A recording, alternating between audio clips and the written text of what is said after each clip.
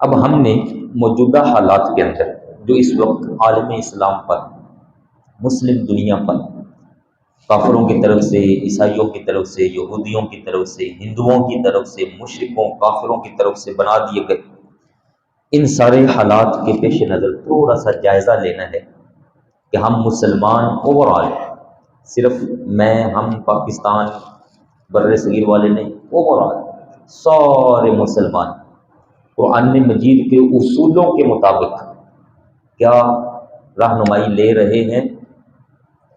جب تک رہنمائی لے رہے تھے تو تب تک اللہ پاک نے مسلمانوں کو ساری دنیا پر غلبہ عطا کیا ہوا تھا، اور جب سے مسلمانوں نے قرآن عظیم کو اپنا رہبر رہنما تصور کرنے کی بجائے یا اس پر مکمل عمل کی بجائے منہ موڑا، تو اللہ پاک نے وہ دبدبا، وہ شان، وہ شوکت، وہ جو ان کا نام ہی دوسروں کے لیے کافی ہو جایا کرتا تھا، وہ سب دوسروں کے دلوں سے نکال ڈالا، روب ختم ہو گیا۔ اب مذاق بنا ہوا ہے مسلمانوں کا، وہ سمجھتے ہیں یہ جاگ کی طرح ہے، یہ ہمیں اٹھتے ہیں بلبلے نکالتے ہیں پھر بیٹھ جاتے ہیں۔ ایسا کیوں ہوا؟ چند ایک باتیں میں صرف قرآن پاک کی آیات طیبات سے آپ بھائیوں کے سامنے رکھوں گا۔ ایک اصول ذہن میں رکھیے، اللہ پاک کا ارشاد ہے، یہ ہے سورہ النساء، آیت کا نمبر ہے 101۔ ان الکافرین، اللہ پاک فرماتا ہے، ان الکافرین کانوا لکم عدوا مبینا، فرمایا اے مومنو، اے مسلمانوں، یاد رکھو بے شک کافر تمہارے بالکل واضح دشمن ہے، عدوا مبینا، واضح دشمن ہے تمہارے۔ کون؟ کافر۔ کافر جو دشمن ہے، اللہ پاک فرما رہے ہیں۔ اب کوئی بندہ کہے کہ یہ نہیں فلاں کافر ہمارا دشمن نہیں، فلاں کافر دشمن نہیں، فلاں کافر دشمن نہیں، اللہ پاک فرما رہا ہے کہ کافر تمہارے دشمن ہے۔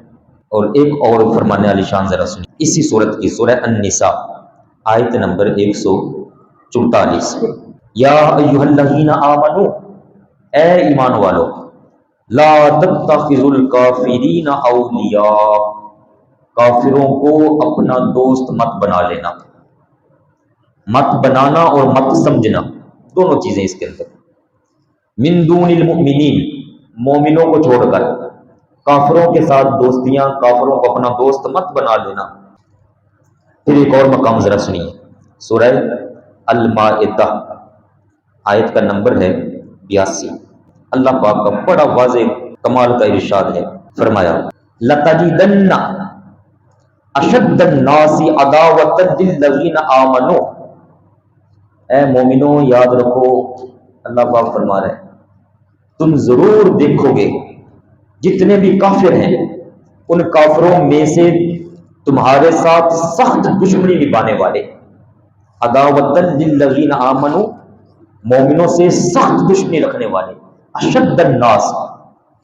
اب ذرا مفہوم کو تھوڑا سا کھول لینا، تو ایک ہے کافر، سارے کافر، اور ان سارے کافروں میں سے بھی تمہارے سب سے سخت دشمن، مطلب کافروں میں بھی کچھ ایسے ہیں جو نرم ہو سکتے ہیں تمہارے حق میں، دشمن ہے وہ ضروری، یہ نہیں سمجھنا کہ دشمن نہیں، کوئی سمجھوتا ہو سکتا ہے، کوئی امن معاہدہ ہو سکتا ہے، کوئی لین دین کاروباری سسٹم چل سکتا ہے ان کے ساتھ، جب چل رہا ہوگا تو نظام ٹھیک ہوگا، ان کے مفادات تم سے جڑے ہوں گے، تمہارے ان سے جڑے ہوں گے، تو نرمی چل رہی ہوگی، لیکن دلوں کے اندر کبھی بھی تمہاری محبت یا تمہارا پیار ان کے دلوں میں ہرگز نہیں آ سکتا ہے، وہ اندر سے کافر ہی۔ جب وہ کافر ہیں تو وہ تمہارے دشمن ہیں، لیکن کچھ نرمی ضرور ہو سکتی ہے۔ اس کے باوجود فرمایا کہ سارے کافروں میں تمہارے سب سے سخت ترین دشمن کون ہے؟ الیہود۔ کون؟ الیہود، یہودی، اور والذین اشرکوا، اور دوسرے نمبر پر مشرک، ہندو۔ ایک ہوتا ہے کافر، ایک ہوتا ہے مشرک، ان دونوں میں اصطلاحی طور پر فرق ہے۔ اوورال بول دیا جاتا ہے ساروں کو کافر، لیکن مشرک وہ ہوتا ہے جو اللہ پاک کی ذات کے ساتھ اوروں کو بھی معبود مانتا ہو، عبادت کے لائق مانتا ہو، تو جو ایسا ہوگا وہ مشرک ہوگا۔ اللہ پاک نے دونوں کو جوڑ دیا، فرمایا تمہارے سخت ترین دشمن، اے ایمان والو، تمہارے دشمن سارے لوگوں میں سخت ترین وہ ہیں جو الیہود، یہودی اور مشرک لوگ، والذین اشرکوا، یہ یہودی اور مشرک تمہارے دشمن ہیں اور سخت ترین دشمن ہیں۔ اب ذرا دیکھیے، مجھ سے زیادہ خبریں آپ لوگ سنتے ہیں، میں چونکہ اور کاموں میں مصروف رہتا ہوں تو میرا اتنا خبریں سننے کا وقت نہیں ملتا۔ اس وقت پوری مسلم امت، مسلم دنیا، مسلم ممالک جب وہ بول رہے تھے یہودیوں کے خلاف، اور خاص کر ہم مسلمان پاکستانی جب ہم بول رہے ہیں یہودیوں کے خلاف، فلسطین کے حق میں، غزہ کے مظلوم مسلمانوں کے حق میں جب ہم بول رہے تھے، اور ریلیاں بھی ہو رہی ہیں، جہاد کے فتوے بھی دے رہے ہیں، مسلم ممالک کے جو طاقتور لوگ حکمران ہیں، افواج ہیں، سب پر زور ڈالا جا رہا ہے کہ کچھ تو کرو، کچھ تو کرو۔ جب ساری مسلمان اس طرف لگے ہوئے ہیں بڑوں پر زور ڈالنے پہ، یار کچھ تو کر لو، کر لو، کر لو۔ اس حد تک عوام نے کہنا شروع کر دیا کہ ہمیں لڑنا نہیں بھی آتا، ہمیں بڑے بڑے ہتھیار چلانا نہیں بھی آتے، تو کچھ نہیں کر سکتے، چلو ہمیں اس طرف منہ کر دو، ہمارا ہم بھی اس ایریے میں چلے جاتے ہیں، اور نہیں تو اپنے مسلمان بھائیوں کے ساتھ شہید تو ہوں گے۔ جو نہیں لڑ سکتے، کمزور نہیں تھے، وہ بھی کہہ رہے یار کر لو۔ پوری دنیا پر جب زور ڈالا جا رہا تھا مسلمانوں پر، تو ہمارے پڑوس میں ان ہندوؤں نے کیا کیا، مشرکوں نے کیا کیا، جموں کشمیر کا مسئلہ بنا کر، بہانہ بنا کر ساری قوم کا جو رخ ہے وہ اپنی طرف موڑ دیا۔ اب ان دنوں میں جب رخ اپنی طرف موڑا ہوا ہے، بہانہ بنایا جموں کشمیر کا، پھر ساتھ پانیوں کا بہانہ بنا دیا، ساروں کا رخ ادھر موڑ لیا، تو جو اصل جو مقام ہے، اصل مسئلہ اس سے ہٹا دی گئی۔ مسئلہ یہ بھی ہے، لیکن یہ مسئلہ تو تعلق کی وجہ سے انہوں نے بنایا، کیونکہ یہ یار ہیں عزازیل کے، اور ادھر مسئلہ بنا کر ہمارے سارے لوگوں کا رخ اس طرف موڑ ڈالا۔ سنیے اللہ تعالیٰ ارشاد فرماتا ہے تمہارے سخت ترین دشمن ان ساروں میں یہ یہودی اور مشرک لوگ ہیں۔ یہ تب کی آیات اتری ہوئی ہیں، لگتا ایسے ہے جیسے یہ آج کے وقت کے لیے اتری ہوں، کیونکہ قرآن پاک ہر زمانے کے لیے رہنمائی فرمانے والا ہے۔ اگر لوگ قرآن پاک کو اپنا راہ پر رہنما نہیں نہ بنائیں گے، اور خاص کر وہ جو قرآن پاک کو اپنا پاک کلام، اپنی کتاب کہنے کا دعویٰ بھی رکھتے ہیں، مسلمان لوگ جو اس کے نام پر کھا پی رہے ہیں، اگر وہ اس کو اپنا راہ پر رہنما بنا کر اصول اس سے لے کر اپنی زندگی، نظام مملکت، اپنا نجی معاملہ، سرکاری معاملہ، ہر طرح کا معاملہ قرآن عظیم کے تابع نہیں کرتے، تو پھر یہ لوگ پھنستے رہیں گے۔ یہ زوال کا سبب ہے۔ زوال کے جتنے اسباب ہیں ان میں سے ایک بڑا سبب زوال کا وہ یہ ہے جو اللہ پاک ارشاد فرما رہا ہے، اور امت اکثریت کی جو توجہ ہے وہ اس سے ہٹائی گئی ہوئی ہے۔ ایک اور آیت مبارکہ ذرا سنیے، اللہ پاک کا ارشاد عظیم، یہ سورہ المائدہ ہی ہے، اور آیت کا نمبر ہے 51۔ یا ایھا الذین آمنو، ہم ذرا غور کریں اللہ پاک کیسا ارشاد فرما رہے ہیں، واضح ہمیں مخاطب کر رہا ہے، اللہ تعالیٰ مخاطب فرما رہا ہے، اے ایمان والو، یا ایھا الذین آمنو۔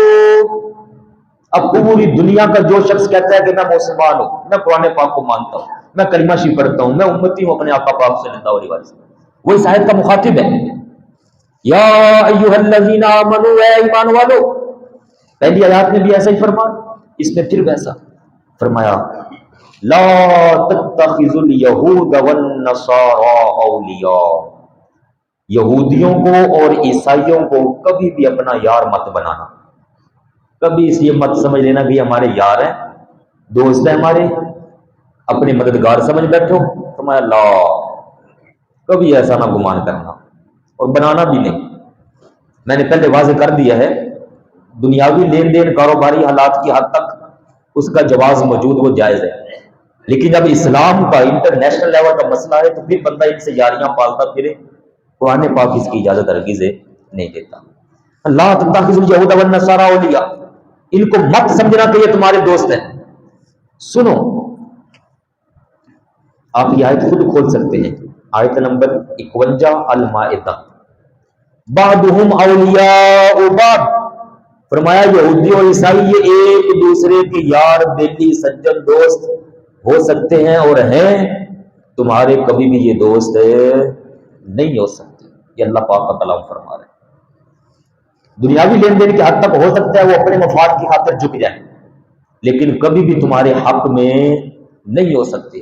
فرمایا وہ آپس میں یار ہے، وہ ایک دوسرے کے بیلی ہے، وہ ایک دوسرے کے دوست ہے، تمہارے دوست نہیں ہے وہ، یہودی بھی نہیں، عیسائی بھی نہیں۔ اور ہمارے عرب کے لوگ خاص کر، ہم نے تو نام میں یہ کہا ہوگا نا کہ اسرائیل سے ہمارا کوئی تعلق نہیں ہے، یہ عزازیل سے ہمارا کوئی تعلق نہیں جناب، والا ناموں میں یہ رکھا ہوا۔ سوال یہ اٹھتا ہے کہ یہ جو اتنی پروڈکٹ یہاں پر ان کی آئی ہوئی ہیں، یہ کیسے آ گئے؟ کس کے دستخط کرنے سے یہاں پر ان کی اجازت ملی؟ کون تھا جس نے نام تبدیل کروائے یا اندر کھاتے ان کو اجازت دی؟ اب ہم کہتے ہیں بائیکاٹ کرو، بائیکاٹ کرو، بائیکاٹ کرو، بائیکاٹ کرو، کہا جا رہا ہے، بار بار کہا جا رہا ہے۔ جس حد تک جس کی گنجائش ممکن ہے وہ کر بھی رہا ہے، جو چیز سامنے آتی ہے وہ کر رہے ہیں، لیکن جب اندر کھاتے جا کے دیکھتے ہیں تو کثیر تعداد میں یہاں پر ان کی چیزیں موجود ہیں۔ جب ہے ان سے بائیکاٹ تو پھر چیزیں اندر کیسے آ گئی؟ جب قبول ہی نہیں کر رہے ان کو، تو یہاں ان کی چلانے کی ان چیزوں کی اجازت کس نے دے ڈالی؟ اس کا مطلب ہے کہ یہ ظاہر اور ہے اور اندر کھاتے کچھ نہ کچھ مسئلہ بنا ہوا ہے۔ اللہ پاک کے نظام سے جب ہٹے، عزت، مقام، روح، دبدبا، وہ جو شان شوکت تھی مسلمان کی، وہ گھٹنا شروع ہو گئی، اور اب مسلمان وہ منتیں ترلے کرنے پر جڑا ہوا ہے باوجود کثیر تعداد ہونے کے۔ پھر ایک اور آیت مبارکہ ذرا سنیے، میں صرف آپ کو قرآن پاک کی یاد سے سنا رہا ہوں۔ میرے سنانے کا مقصد یہ ہے میرے پیارے بھائیوں، ہو سکتا ہے کسی کے دل کے اندر بات بیٹھے، کئی ہمارے بیچ میں جوان بچے سن رہے ہوتے ہیں، کسی کے دماغ میں بیٹھے، آنے والے وقت میں اللہ تعالیٰ کسی کو کوئی خاص عہدہ دے دے، مقام دے دے، ان کے دماغ کے اندر ایک سوچ بیٹھی ہوئی جو ہوگی نا، اس کو کہتے ہیں تربیت، بچے کو فیڈ کرنا۔ مسئلہ یہ ہے کہ آج کل سکولوں پر راج ان لوگوں کا، کالجوں پر راج ان لوگوں کا، یونیورسٹیوں پر راج ان لوگوں کا۔ ہمارا نصاب ہی کوئی نہیں، نصاب ہونے کے باوجود نصاب کے اندر سے قرآن پاک کو نکال دیا گیا، پھر ذہن سازی کیسے ہوگی؟ دماغ کیسے تبدیل ہوگا؟ نظریہ کیسے بنے گا؟ اس کے لیے ہم کوشش کر رہے ہیں کہ جہاں تک آپ کی میری آواز پہنچتی ہے، آپ کو سننے والے افراد ہو سکتے ہیں، مجھے آپ سننے والے ہیں، میں آپ تک بات پہنچا رہا ہوں، قرآن پاک میں نے کھولا ہوا ہے، جہاں تک گنجائش موجود ہے اس حد تک میں گنجائش آپ کے سامنے رکھ بھی رہا ہوں۔ لیکن جہاں معاملات اس طرح کے بن جائیں، ہماری ماؤں بہنوں کو کاٹا جا رہا ہو، مسلمان بچے بچیاں ذبح کیے جا رہے ہوں، اور ان کا خون وہ کتوں کے خون سے بھی سستا کر دیا جائے، اور ان کی جان کی کوئی قدر نہ رہ جائے، تو ایسی حالات میں کیا کہیں گے کہ نہیں سمجھوتا کرنا چاہیے؟ حالات اس کا تقاضا نہیں کرتے، کوئی حکمت کا تقاضا ہے جناب، کوئی دنائی بھی ہوتی ہے، یہاں ایسے حالات میں یہ دنائیاں نہیں ہے۔ امن دانائی رحمت درگزر، یہ سارا ہمیں ہمارے آقا پاک سے بڑا سمجھانے والا کوئی نہیں۔ کیا نبی کریم علیہ الصلوۃ والسلام سے بڑا رحمت للعالمین کائنات میں کوئی اور ہو سکتا ہے؟ آقا پاک سے بڑا کوئی رحمت والا ہے، نرمی والا ہے؟ یہ تو بزدلی ہے کہ جب وہ ہمارے سر پر چڑھ کے کھڑے ہو، بندہ کہ نہیں جی نہیں، میں تو بڑا امن کا دائی ہوں۔ فاروق اعظم رضی اللہ تعالیٰ عنہ اور سیدنا خالد بن ولید رضی اللہ تعالیٰ عنہ، یہ بڑی بڑی شخصیات جو مجاہدین اسلام ہیں، کیا ان کو معلوم نہیں تھا کہ رحمت کے تقاضے کیا ہیں اور امن کیا شے ہو؟ جس وقت 17 ہجری چل رہی تھی، سیدنا فاروق اعظم رضی اللہ تعالیٰ عنہ کا دور مبارک تھا، اس وقت آپ نے ایک لشکر بھیجا ایران کے علاقے میں، تستر ایک شہر تھا، اس کا گورنر تھا ہرمزان، ہرمز تھوڑے لفظوں میں بولتے ہیں، ویسے ہرمزان مکمل بولتے ہیں۔ یہ اپنی فوج کے ساتھ یہاں پر موجود تھا، تو سیدنا فاروق اعظم نے ایک لشکر بھیجا جس کے سپہ سالار تھے سیدنا حضرت ابو موسیٰ اشعری رضی اللہ تعالیٰ عنہ، نام آپ نے سنا ہوگا حدیثوں میں، یہ محدث ہے ابو موسیٰ اشعری رضی اللہ عنہ، لیکن مجاہدین سپہ سالار ہیں فوج کے۔ اس دور میں جب ان کو بھیجا گیا تو کئی دن تک انہوں نے اس کے علاقے کا اور قلعے کا محاصرہ کیے رکھا۔ آخر کار یہ ہوا کہ وہ ہرمز جو ہے نا، جب باہر سے آمد و رفت بند تھی، محاصرہ تھا، تو اندر جب تک وہ کھانے پینے کا سامان موجود تھا وہ اندر رکے رہے، جب تنگ ہو گئے تو آخر ہار مان کو باہر نکلا۔ تو اس نے آ کر کہا حضرت ابو موسیٰ اشعری سے میں تمہارے بادشاہ سے ملنا چاہتا ہوں، تمہارا بادشاہ کون ہے؟ حضرت ابو موسیٰ شریف فرمانے لگے ہمارے ہاں بادشاہ نہیں ہوتا، ہمارے ہاں خلیفہ ہوتا ہے، خلیفہ۔ خلیفہ کا کیا مطلب؟ کہا ہمارے پاس نبی کریم علیہ الصلوۃ والسلام کے صحابہ نائب اور خلیفہ کی صورت میں موجود ہیں، بادشاہ کا تصور ہمارے ہاں نہیں ہے۔ اس نے کہا چلو جو بھی تمہارا خلیفہ مجھے اس سے ملواؤ۔ آپ ان کو لے اس کو لے کر ہرمزان کو لے کر مدینہ طیبہ چلے گئے، چونکہ اس نے ہتھیار ڈال دیے، اس نے کہہ دیا کہ ہم صلح کرنے پر تیار ہیں، لیکن وہاں چل کے فاروق اعظم سے ڈائریکٹ چل کے بات چیت کرنا چاہتے ہیں، تو میں چلو۔ تو جب یہ لے کر پہنچے نا مدینہ طیبہ، تو سیدنا امیر المؤمنین فاروق اعظم عمر ابن خطاب رضی اللہ تعالیٰ، فوج ان کی جہاد کر رہی ہے، اور وہ مدینہ طیبہ میں چادر چھوٹی سی چادر لے کر اپنے سر کے نیچے رکھ کے آرام فرما رہے ہیں۔ مسجد نبوی میں چادر سر کے نیچے رکھ، سرہانہ چادر کا بنایا ہوا، آرام فرما رہے ہیں۔ واہ! تو یہ منظر دیکھ کر ہرمزان جو تھا ہکا بکا رہ گیا۔ اس نے کو کہا نا کہ یہ ہمارے خلیفہ ہیں، یہ جو آرام فرما رہے ہیں۔ تو کہتے ہیں کہ ھذا مالککم، تمہارا بادشاہ ایسا ہے؟ وہ فرمانے لگے کہ ھذا الخلیفہ، یہ بادشاہ نہیں ہے، یہ ہمارے خلیفہ ہیں، ہمارے آقا پاک کے خلیفہ ہیں یہ، دیکھو۔ تو کہتا ہے اما لہ حاجب ولا حارس، کیا ان تک پہنچنے کے لیے کوئی رکاوٹ کوئی نہیں، اور کوئی ان کا چوکی دار، کوئی سیکورٹی گارڈ، کوئی نگہبان، کوئی آس پاس افراد جو ان کی سیکورٹی کر رہے ہو، کوئی بھی نہیں؟ صحابی نے فرمایا اللہ حارسہ، فرمایا ان کی حفاظت، ان کی سیکورٹی کرنے والا خود اللہ تبارک و تعالیٰ ہے۔ انہوں نے کہا تمہارے اندر اتنا ایمان کہاں سے آ گیا؟ تمہیں کوئی خوف نہیں، کوئی ڈر نہیں، کوئی اتنی بڑی پاور بن گئے، دشمن ہر طرف تم نے اپنے بنا لیے اور ایسے رہتے ہو؟ انہوں نے کہا حتی یأتی علیہ اجلہ، فرمایا جب اللہ کا حکم آئے گا موت ان پر تب آئے گی، اس سے پہلے ان پر کوئی موت تاری نہیں کر سکتا۔ انہوں نے کہا یہ کیفیت کیسے بنی تمہارے اندر؟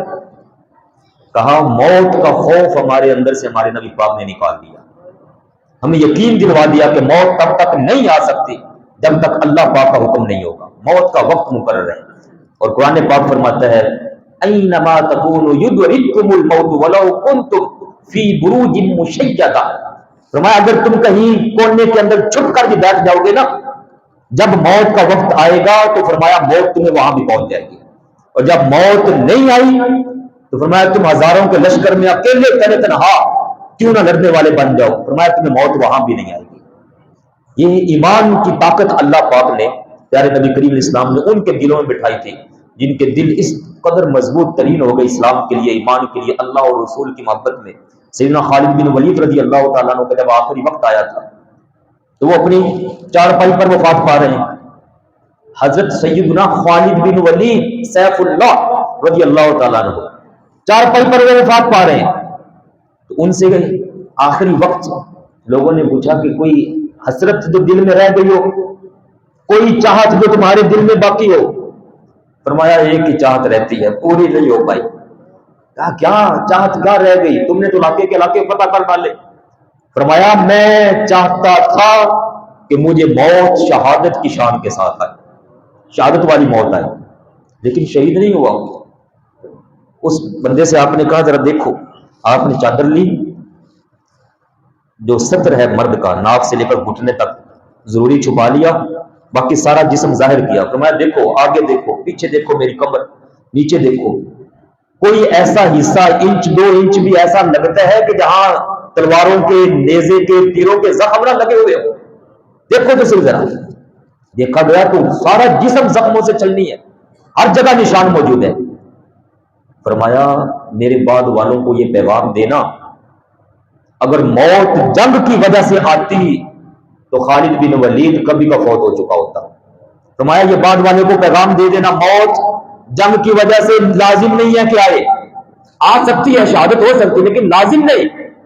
میں اگر جنگ ہی کی وجہ سے موت آنی ہوتی تو میں آج یہاں اپنی چارپائی پر طبی وفات نہ پا رہا ہوتا، مجھے کب کی موت آ چکی ہوتی۔ اس طرح سے ان لوگوں نے ہمارے مسلمانوں کے دماغوں سے موت کے خوف کو نکالا، اللہ پاک کی یاد ذات پر توکل جو ہے، توکل علی اللہ، اس کو مضبوط کیا۔ اور اللہ پاک نے یہ جگہ جگہ فرمایا، ایمان والو یہودیوں کے ساتھ، عیسائیوں کے ساتھ، ہندوؤں کے ساتھ، مشرکوں کے ساتھ اپنی دوستیاں مت بنانا۔ یہ ایک آیت اور سن لیجیے وقت کی مناسبت سے، اللہ پاک کا ارشاد ہے، یہ سورہ البقرہ آیہ مبارکہ نمبر 120۔ یہ جتنی میں نے آیات سنائی ہیں، کافی ساری حدیث پاک بھی میرے پاس، لیکن میں صرف آیات پر اکتفا کر رہا ہوں۔ 120 نمبر آیت البقرہ، فرمایا وَلَن تَرْضَىٰ عَنْكَ الْيَهُودُ وَلَا النَّصَارَىٰ، فرمایا اے ایمان والو یاد رکھو، ہرگز تم سے راضی نہیں ہو سکتے یہودی اور عیسائی، کبھی یہودی اور عیسائی تم سے راضی نہ ہوں گے۔ کوئی بندہ یہ کہے کہ میں یہودیوں کو راضی کر لوں گا، عیسائیوں کو راضی کر لوں گا، اللہ پاک فرما رہا ہے جو ان کی اتباع سے واقف، خوب جاننے والا، غیب الغیب، عالم الغیب جاننے والا، فرمایا یہودی اور عیسائی تم سے کبھی راضی نہیں ہو سکتے۔ یہ لوگ کہتے ہیں عرب والے دوسرے تیسرے کا ہم وعدہ کریں گے، فلاں وعدہ کریں گے، ہم راضی کریں گے ان کو اپنے ساتھ، کوئی ادھر ہمیں اب مشورہ دے رہے ہیں تو ان کو تسلیم کر لو، راضی ہو جائیں گے تمہارے ساتھ، کئی جو ان کی زبانی بولنے والے لوگ ہیں۔ اللہ پاک فرما رہے ہیں یہ کبھی تم سے راضی نہیں ہوں گے۔ کیسے راضی ہوں گے؟ اگر ان کو راضی کرنا ہو تو کیسے ہوں گے راضی؟ حتی تتبع ملتہم، یہاں تک کہ تم اے ایمان والو، تم اگر ان کو راضی کرنا چاہتے ہو تو فرمایا تمہیں بے ایمان ہونا پڑے گا، مرتد ہو گے تو پھر یہ تم سے راضی ہوں گے، اپنا دین چھوڑو گے، اسلام چھوڑو گے، اپنے نبی پاک سے غداری کرو گے، سب کچھ تباہ و برباد کر جاؤ گے، اپنی آخرت سب ان کے پیچھے لگ کر جب داؤ پہ لگاؤ گے، جب تم ان کی ملت کی اتباع کرو گے، یہودی ہو گے یا عیسائی ہو گے، تو فرمایا پھر یہ تم سے راضی ہوں گے۔ اگر تم کہو کہ جناب ہم ایمان پر رہتے ہوئے، قرآن و حدیث پر، اسلام پر رہ کر ان کو راضی کرنا چاہتے ہیں، تو اللہ پاک فرماتا ہے یہ تم سے کبھی راضی نہیں ہوں گے۔ ان کو راضی کرنے کے بجائے پھر راضی کس کو کرنا چاہیے؟ اللہ پاک کو، جس نے اصول دیا، ضابطہ دیا، اسلام دیا، اور یہ کمال کا ارشاد فرمایا اللہ پاک نے، فرمایا تم مجھے راضی کرو، تم مجھے راضی کرو، ان ینصرکم اللہ، فرمایا سن لو، اگر تم میرے کہے پر چلتے ہو، میرے نظام، میرے اصول، میرے قوانین، میرے مطابق عمل کرتے ہو، نیچے سے لگ کر اوپر تک ہر بندہ مخاطب، فرمایا اگر تم میرے پیچھے چل نکلتے ہو، میرے پاک نبی علیہ السلام کی اتباع کرتے ہوئے، تو سن لو فلا غالب غالب فلا غالب لکم، فرمایا جب تم میری طرف رخ کیے ہوئے ہوگے تو میں رب فرما رہا ہوں کوئی تم پر غالب نہیں آ سکتا۔ غلبہ کس نے دینا؟ کامیابی کس نے دینی؟ اللہ پاک نے۔ فرمایا تم اپنے رخ میری طرف موڑ لو، جیسے میں فرماؤں ویسے بن جاؤ، میری خاطر کھڑے ہو جاؤ، تمہارے دلوں سے خوف نکلے گا، پریشانی ختم ہوگی، ڈر ختم ہو جائے گا، اللہ اور رسول کی خاطر جینا سیکھو۔ فرمایا میں رب یہ اعلان کر رہا ہوں کوئی تم پر غالب نہیں آ سکتا۔ اور دوسرا مفہوم اس کے برعکس میں نے پہلے سنا دیا، جب ادھر سے منہ موڑ لو گے تو پھر فرمایا یہ جو انتہائی ذلیل ترین قسم کے لوگ ہیں یہ بھی تمہارے اوپر چڑھ دوڑیں گے اور تمہاری عزت اور شان وقار سب ختم ہو جائے گا۔ علامہ اقبال نے شاید اسی کا وہ ترجمہ کرتے ہوئے کہا تھا اپنے جواب شکوہ اور جواب شکوہ کے اندر، وہ معزز تھے زمانے میں مسلمان ہو کر، ہم یہ اکثر شعر پڑھتے رہتے ہیں، وہ اصل مسلمان تھے، ہم خوار ہوئے تاریک قرآن ہو کر، جب قرآن کے نظام کو، اسلام کو، اصول کو، ضابطے کو چھوڑا تو پھر دنیا نے مسلمانوں کو اپنا لقمہ بنانا شروع کر دیا۔ ہمارے کیا بابا جان سرکار جی رحمہ اس پر بڑا پیارا آگے سے ایک فکرہ جوڑا کرتے تھے، فرماتے کہ اس کے ساتھ یہ بھی جوڑ لیں، ہم پھر سے ہم عزت پائیں گے پھر سے محافظ قرآن ہو کر، ہم پھر سے قرآن پاک کے محافظ بنیں، اصول ضابطے کے محافظ بن جائیں، پھر سے اللہ تعالی ہمیں عزتوں سے مالا مال فرما دے گا۔ آج وقت ہے ہم اپنے آپ کو سمجھائیں، اپنی آنے والی نسلوں کو سمجھائیں، اور اللہ پاک سے دعا کریں کہ اللہ تعالی مسلم امہ کی خصوصی مدد فرمائے۔